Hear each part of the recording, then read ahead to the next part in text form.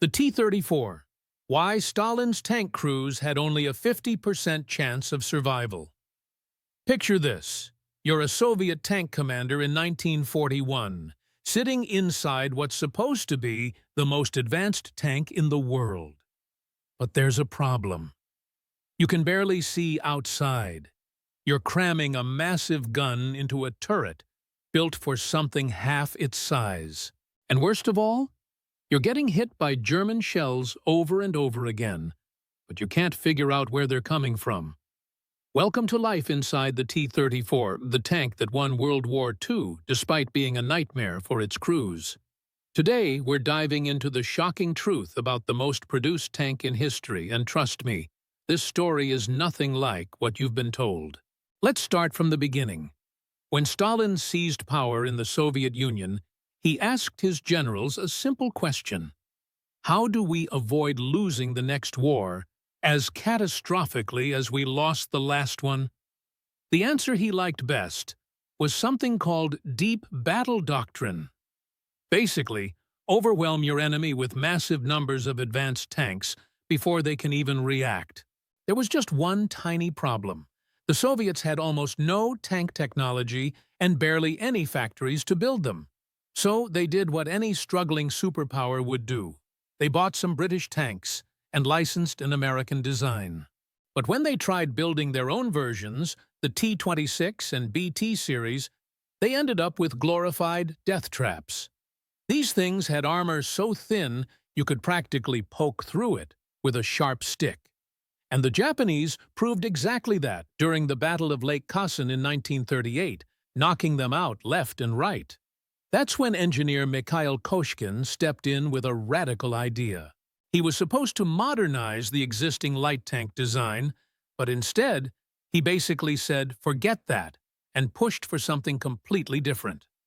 The A-32, which would become the T-34. It had revolutionary sloped armor at 60 degrees, a powerful 76mm gun, and better suspension. After proving itself in tests, the T-34 was born. Here's where it gets interesting. Koshkin was so confident in his creation that he organized an insane 2,000-kilometer test drive from Kharkiv to Moscow, mostly through mud and snow, avoiding roads to keep the project secret. When those muddy tanks rolled up to show Stalin and his officials, every critic immediately shut up. But the story takes a dark turn. Koshkin, riding exposed in freezing winter conditions during this journey, contracted pneumonia. He stubbornly stayed with his tanks for the return trip, but his health collapsed. He died in September 1940, never seeing his creation in combat. And honestly, maybe that was for the best, because what happened next was brutal. June 1941, Operation Barbarossa begins. German panzers are crushing everything in their path. Early Soviet tanks are being obliterated. It looks like the Soviet Union will fall within weeks. But then, German tank crews started encountering something they'd never seen before. The T-34. German reports are wild. Their standard 37mm anti-tank guns were completely useless. Shells just bounced off at point-blank range. Some T-34s took over 20 hits before finally being disabled. Even their newer 50mm guns struggled. The T-34's 6mm gun could destroy any German tank with ease. So you'd think the Soviets would dominate, right? Wrong. And here's the crazy part. Tank historian Nicholas Moran asked the obvious question. Why was a T-34 getting hit 20 times before being knocked out? Why didn't the crew fire back after, say, 5 shots? It's like they were just sitting there, absorbing punishment until their turret jammed, and then they'd abandon the tank. Despite having better armor, mobility, and firepower, T-34s were getting destroyed constantly. The Germans could fire 3 accurate shots for every one coming from a T-34. The answer is absolutely brutal. Soviet tankers couldn't see, and they weren't trained to use their supposedly superior tank. Remember that cramped turret we mentioned? The commander had to load the gun, fire it, command the tank, and observe the battlefield simultaneously, through absolutely terrible optics, from a turret with horrible visibility. And get this, the top hatch was a single massive piece that required superhuman strength to open. Most T-34s didn't even have radios. Only platoon commanders got one. Everyone else communicated with flag signals or just followed the lead tank. Tank school lasted literally a couple of hours. German reports describe Soviet tanks bunching up, unable to locate where fire was coming from, and returning wildly inaccurate shots. Oh, and Stalin had just purged a huge chunk of the Red Army's officers. So despite having a reasonably good tank, Soviet crews simply couldn't use it properly. Add in transmission problems, fuel shortages, and overall chaos, and you get a disaster. In 1941 alone, over 2,000 T-34s were lost. More were abandoned due to breakdowns than destroyed by German action. But then something incredible happened. The Soviets moved entire tank factories onto trains and relocated them beyond the Urals to Siberia and Kazakhstan, thousands of kilometers from German bombers. Tens of thousands of workers and their families spent years working around the clock. At peak production, they were cranking out 1,200 T-34s per month. The Germans produced about 8,000 Panzer IVs in 6 years. The Soviets did that in 6 months. The tank was simplified even further. Armor was rearranged for faster welding. Everything non-essential was removed, including the padding on the driver's seat. He'll be wearing a thick coat anyway, they figured.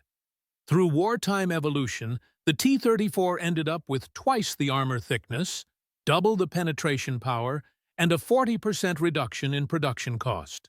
Training and tactics finally improved, too.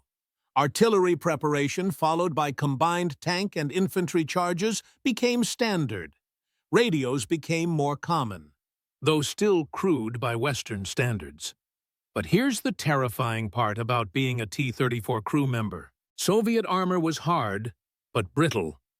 Non-penetrating hits caused spalling, where chunks of armor would peel off inside and become shrapnel in your face. German guns from the PaK-40 and up could penetrate any Allied tank at long range, and unlike Allied solid shots, German shells had explosive filler. So the armor-piercing core blasts through, then explodes inside your tank. T-34 or ammunition was stored along the hull sides and floor with no standardized protection, and Soviet ammo caught fire much easier than others for some reason. In urban combat, the biggest threat became Panzerfausts. These shaped charge weapons would spray molten metal inside the tank, burning through everything and igniting ammunition instantly. The Germans made over 8 million of them. In the late war, Panzerfausts caused about 70% of tank casualties. The result?